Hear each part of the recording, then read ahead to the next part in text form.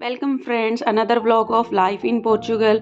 Guys, आज हम बात करने वाले हैं स्कूलिंग सिस्टम, जो कि प्राइमरी स्कूलिंग सिस्टम है पोर्चुगल का, उसके बारे में। सो गाइस, आपके मन में अगर इस तरीके के क्वेश्चन है कि कब सेशन स्टार्ट होता है या प्राइमरी स्कूल में कौन सी क्लासेस तक मतलब क्लासेस इंक्लूड होती है, या फिर मील सिस्टम क्या है, या लंच कैसे होता है, या कौन कौन सी एक्टिविटी कराई जाती है, क्या इमिग्रेंट्स के लिए भी वही सब फैसिलिटी प्रोवाइड कराई जाती है जो पोर्चुगीज़ रेजिडेंट हैं उनके लिए है।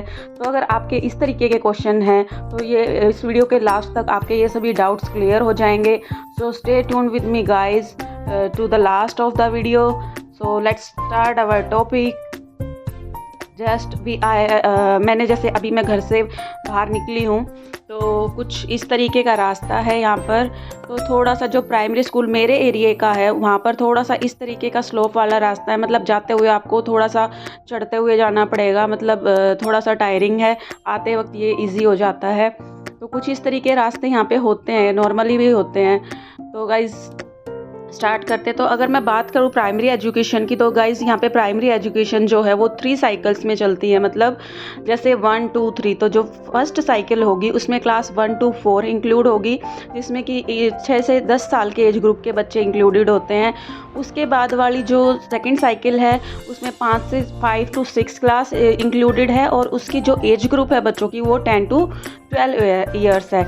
इसी तरीके से जो थर्ड साइकिल है उसमें क्लास 7 to 9 इंक्लूडेड है, और जो बच्चों का एज ग्रुप है वो 12 to 15 ईयर्स है। तो कुछ इस तरीके से इन 3 सेक्शंस में जो है प्राइमरी एजुकेशन जो है मतलब डिवाइडेड है। और अब मैं बात करती हूँ प्राइमरी एजुकेशन की, जो मेनली फोकस करती है फर्स्ट साइकिल पे, यानी कि जो प्राइमरी स्कूल है पोर्चुगल में उसमें जो पढ़ाई होती है वो 1st to 4th क्लास की होती है, जिसमें कि 6 से 10 साल के बच्चे इंक्लूडेड होते हैं। उसके अलावा प्री प्राइमरी भी क्लासेस है। तो अभी जो मैं बात कर रही हूँ मैं आपको फर्स्ट to 4th यानी कि फर्स्ट साइकिल की बात कर रही हूँ। तो गाइज़ जैसे मैं बता दूं आपको, यहाँ पर जो सेशन स्टार्ट होता है, जैसे इंडिया में क्या था, अप्रैल में सेशन स्टार्ट होता था और मार्च में ख़त्म होता था। यहाँ पर जो सेशन स्टार्ट है वो सितंबर में सेशन स्टार्ट होता है, और most of the time June last या जुलाई की फर्स्ट वीक तक सेशन एंड होता है। ठीक है। और टाइमिंग की बात करूँ तो जो प्राइमरी स्कूल के टाइमिंग्स है वो टाइमिंग होती है मॉर्निंग में 9, और किसी स्कूल में 3:30 इवनिंग में होता है, यानी कि एंट्री जब बच्चों की होगी वो 9 o'clock पे होगी, और जो एग्ज़िट है बच्चों का वो 3:30 पे होगा। किसी किसी स्कूल में वो 4 o'clock भी हो सकता है। तो कुछ इस तरीके से होता है गाइज। अगर आपका बच्चा इस एज ग्रुप में है आप उसके अकॉर्डिंगली स्कूल्स में उनको एनरोल करा सकते हो। और एक चीज़ मैं बता दूँ गाइज, यहाँ पर ऐसा नहीं है कि आप अगर पोर्चुगीज़ हो या नॉन पोर्चुगीज़ मतलब हो तो डिफरेंस नहीं करते, मतलब जो भी डॉक्यूमेंट्स होते हैं उसमें या जो भी फैसिलिटी होती है बच्चों के लिए उसमें किसी भी तरीके का कोई भी डिफरेंस नहीं होता है।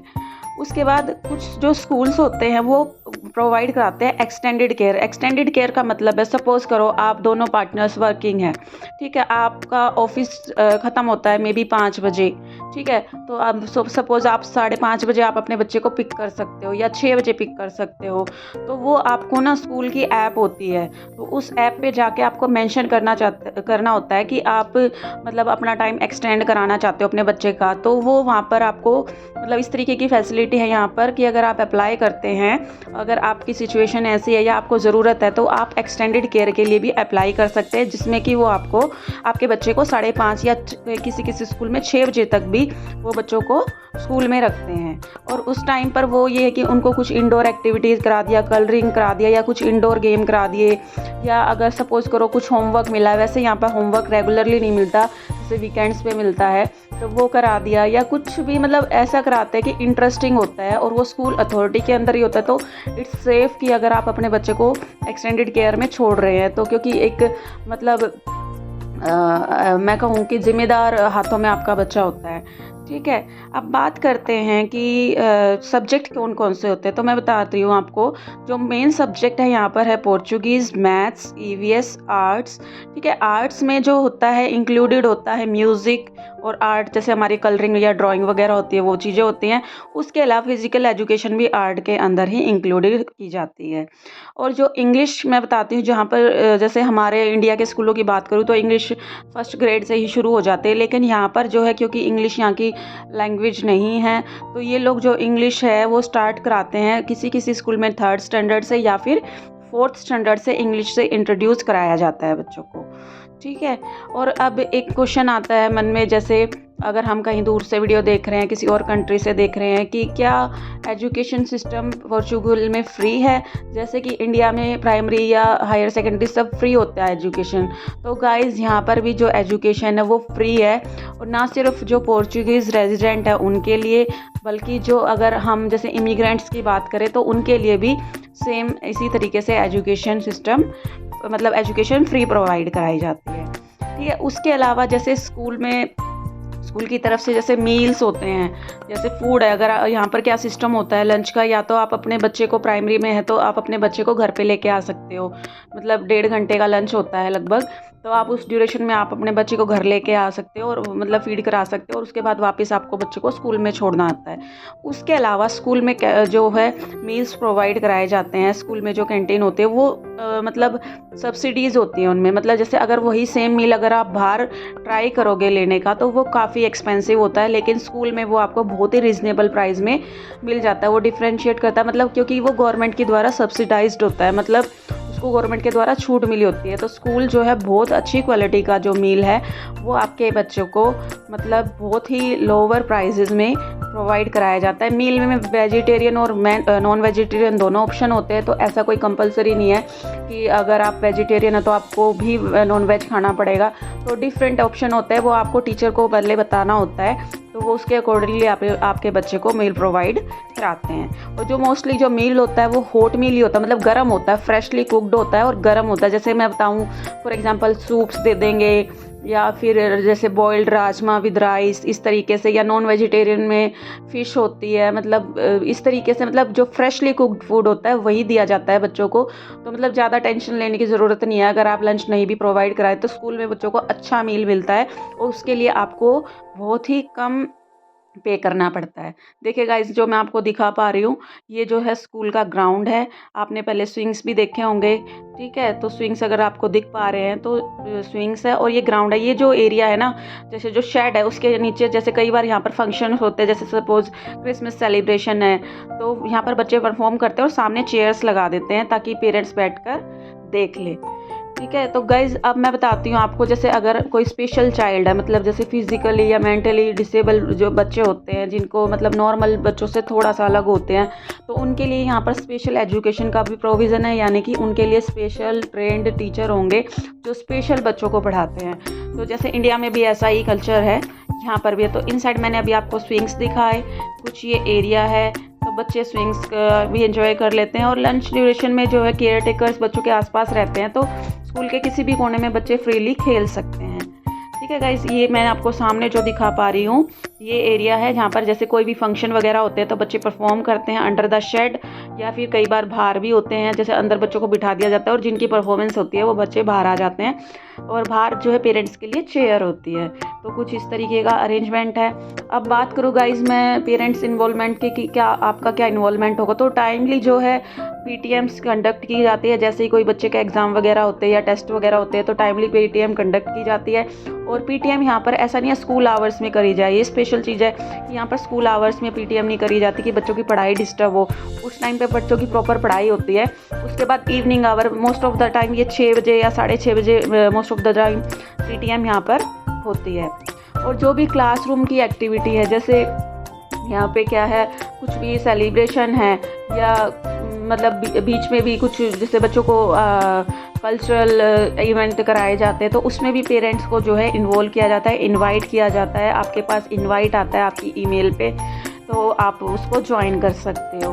कुछ इस तरीके की पेरेंट्स की इन्वॉल्वमेंट होती है। उसके अलावा जैसे अगर पीटीएम तो टाइम टू टाइम होती है, उसके अलावा अगर आपको कोई पर्सनल इशू है या आपको टीचर से बात करनी है, आप ईमेल कर सकते हो टीचर को, या आप पर्सनली रिक्वेस्ट करके आप टीचर से मिल भी सकते हैं।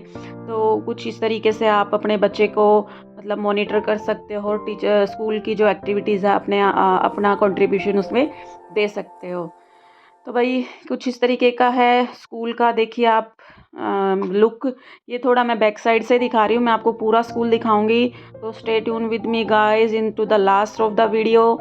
उसके अलावा मैंने बताना जो मुझे लगा कि काफ़ी इम्पोर्टेंट है, जो डॉक्यूमेंट आपको अपने बच्चे के एडमिशन के लिए यहाँ पर चाहिए, तो बेसिकली ज़्यादा कुछ डॉक्यूमेंट नहीं है। आपको चाइल्ड का बर्थ सर्टिफिकेट देना होता है, आपको अपना एड्रेस प्रूफ देना होता है, उसके अलावा बच्चे का वैक्सीनेशन कार्ड यहाँ पर सबमिट होता है। तो ये 3 चीज़ें चाहिए होती हैं। और उसके अलावा जो लोग अगर इमिग्रेंट्स यहाँ पर आ रहे हैं तो उनके लिए एक टिप है या एक बहुत ज़रूरी जो इन्फॉर्मेशन रहेगी वो ये रहेगी कि आप अपने जो डॉक्यूमेंट है बच्चे का, ये बर्थ सर्टिफिकेट और ये सब, उनको अपोस्टाइल करा के लाएं। क्योंकि भाई यहाँ पर अगर आप इमिग्रेंट आ रहे हो तो इतना आपको करना पड़ेगा, क्योंकि ये यहाँ के रूल्स है, आपको वो डॉक्यूमेंट कंपलसरी है अपोस्टाइल करा के लेके आना। ठीक है, तो ये सब इन्फॉर्मेशन हो गई गाइस स्कूल के रिगार्डिंग, जो कि मतलब बेसिक इन्फॉर्मेशन है। उसके अलावा जो मेरे एक्सपीरियंस है वो मैं बताती हूँ। यहाँ पर जैसे टीचर्स हैं तो इस तरीके का कोई डिस्क्रिमिनेशन नहीं है कि आपको पोर्चुगीज़ नहीं आती या आप यहाँ के रेजिडेंट नहीं हो तो रेसिज्म होता हो या डिस्क्रिमिनेशन होता हो, ऐसा बिल्कुल भी नहीं है। टीचर बिल्कुल आपके बच्चे के दोस्त बन के रहते हैं। और यहाँ के गवर्नमेंट स्कूल है ना, जैसे मैंने इंडिया के भी मेरा एक्सपीरियंस है, मैं बताती हूँ। जैसे इंडिया के मेरे बच्चों के प्राइवेट स्कूल्स थे, वहाँ ऐसे ही यहाँ के गवर्नमेंट स्कूल बच्चों के साथ वर्क करते हैं और मतलब प्रॉपर बच्चों की फ़ाइल जो है मेंटेन की जाती है।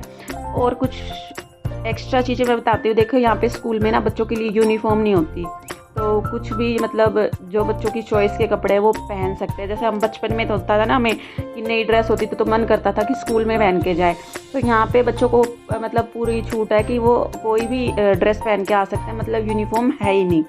उसके अलावा जो टीचर्स का बिहेवियर है वो भी काफ़ी अच्छा है। मतलब बच्चे मतलब मैंने नहीं देखा कि कोई बच्चा रो रहा है शुरू का, जैसे मतलब बिल्कुल शुरुआत होगी तो पेरेंट्स से दूर होता तो वो मतलब थोड़ा होता है, बट उसके अलावा मैं मतलब बच्चे हाई फाई करके मिलते हैं टीचर्स से, टीचर्स भी बच्चों से बोलते हैं, पेरेंट्स हम देखते हैं जैसे गेट पे खड़े होते हैं। तो कुछ इस तरीके का सिस्टम है। ये स्कूल का मेन गेट है गाइस, यहाँ से बच्चे एंटर करते हैं। जब बच्चे एंटर और एग्जिट करते हैं तो यहाँ पर गार्ड होते हैं, और जब छुट्टी होती है बच्चों की, जब आप बच्चों को रिसीव करने जाते हैं तो गार्ड आपको हैंड ओवर करते हैं बच्चे को। तो कुछ इस तरीके की स्कूल की एंट्रेंस। ये मेरे एरिया का स्कूल है यानी कि अलमादा का, बट यहाँ पर मतलब वो थोड़ी बहुत डिफरेंस बिल्डिंग में हो सकता है, बट वर्किंग स्ट्रक्चर वही है गाइस। जो मैं डे केयर की बात कर थी या एक्सटेंडेड केयर की बात कर रही थी, वो इस बिल्डिंग में बच्चे आते हैं। जैसे छुट्टी हो जाती है ना बच्चों की, तो यहाँ पे एक जो स्टाफ होगा वो बच्चों को लेके आएगा काउंट करके, और बच्चों को यहाँ पर फिर रखा जाता है जैसे 5:30-6 बजे तक। यहाँ पर अंदर वेरियस एक्टिविटी है, इंडोर गेम्स है और टॉयज़ वगैरह होते हैं। तो बच्चों को जैसे मतलब ये होता है कि उनको ये नहीं लगता कि सब बच्चे चले गए और हम अकेले हैं, क्योंकि उनकी हैबिट भी बन जाती है और मतलब खेलने वेलने का रहता है, बच्चे आपस में इतना ध्यान नहीं देते। तो कुछ इस तरीके से रखा जाता है, तो काफ़ी अच्छी केयर मुझे लगता है ऐसा कि दी जाती है बच्चों को। तो भाई आज की ये वीडियो थी मेरी स्कूलिंग को लेके, और मेरा तो एक्सपीरियंस काफ़ी अच्छा है एज इमिग्रेंट भी। तो अगर आप लोग आना चाहते हो और आपको लगता है कि बच्चों की स्टडी हार्म होगी क्योंकि लैंग्वेज सेम नहीं है, तो वो बिल्कुल बेसिक लेवल से, प्राइमरी स्कूल में भी बेसिक लेवल से सिखाया जाता है। और अगर आपका बच्चा सेकेंडरी क्लासेस में है, वहाँ पर भी ये होता है कि उसको ना अलग से पोर्चुगीज़ क्लास दी जाती है और बच्चों से जो कि थोड़ा सा बेसिक से शुरू करते हैं, ताकि बच्चा कैच कर पाए और लैंग्वेज सीख पाए, और बच्चे सीख भी जाते हैं। तो गाइज़ आपको ये वीडियो कैसी लगी आप प्लीज़ मुझे कमेंट सेक्शन में बताना। और बहुत सारे व्यूअर्स हैं जो कि वीडियोस देखते हैं बट सब्सक्राइब नहीं करते, so please show your love and do subscribe to my video. This video I think is enough about primary schooling in Portugal. उसके अलावा एक चीज़ मैं बताना भूल गई गाइज़ कि यहाँ पर जो है टाइमली बच्चों के लिए बाहर के एक्सकर्शन भी प्लान किए जाते हैं, मतलब पेड भी होते हैं और बहुत सारे मतलब फिर फ्री भी होते हैं, जैसे पब्लिक पार्क या म्यूजियम्स में बच्चों को ले गए। कुछ अगर जैसे जहाँ पर टिकट्स वगैरह लगती हैं काफ़ी ज़्यादा, वहाँ पर आपको कुछ अमाउंट पे करना होता है। Otherwise most of the trips जो होते हैं ना वो पेड होते हैं, और उस ट्रिप में बच्चों को टीचर भी अकम्पनी करते हैं, उसके साथ में हेल्पिंग स्टाफ भी जाता है और बच्चों को रिफ़्रेशमेंट वगैरह भी दी जाती है। तो गाइज़ कुछ इस तरीके की थी मेरी वीडियो। आप आई होप आपको पसंद आई हो। Bye bye.